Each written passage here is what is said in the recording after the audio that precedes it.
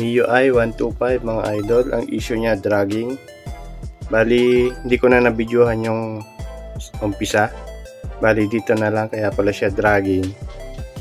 Itong mga bola niya pumatong na dito sa huli, kaya yung belt hindi na bumababa, kaya lagi siyang nagdadrag. Papalitan na natin itong buong pulley, pati itong backplate nasira na rin. Yan, kanal-kanal na yan.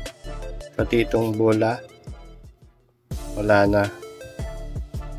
Ngayon pa nga lang pala ito may maintenance, kasi ngayon pa lang din ito na backlash. So bali dito nalinis ko na siya habang naghahanap pa ng pyesa yung may-ari. Kaya lang ang problema, masyadong mahal dito sa amin.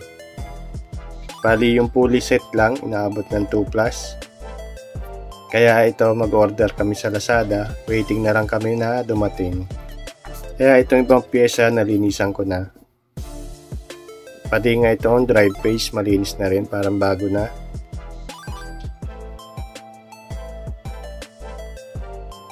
Pati itong air filter, yan, makapal na rin yung dumi, kaya nahihirapan na yung makina.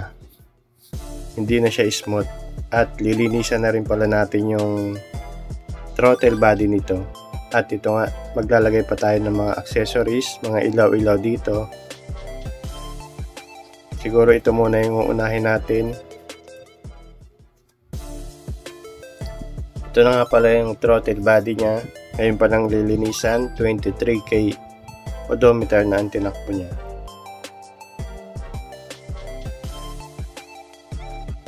At pag nalinis na natin to, ay siguradong smooth na naman ang takbo nito. Tama-tama lang siya sa maintenance niya na 23K odometer.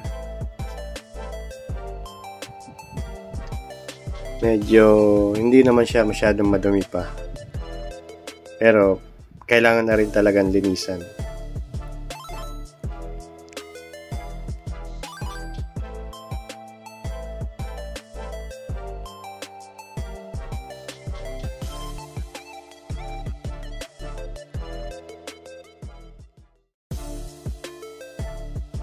Itong air screw, masyado na makarbon, kailangan linisan na talaga to.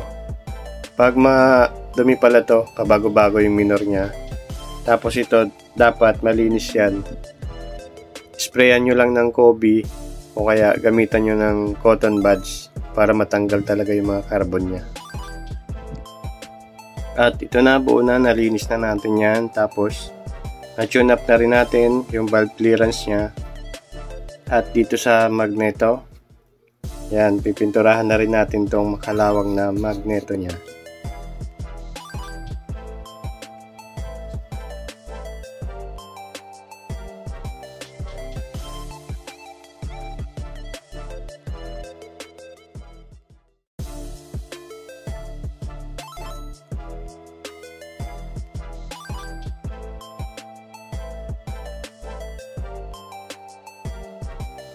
At ito na nga, after 1 day, dumating agad ang ating order na pulley set.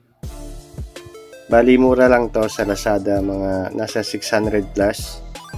Okay na rin naman to.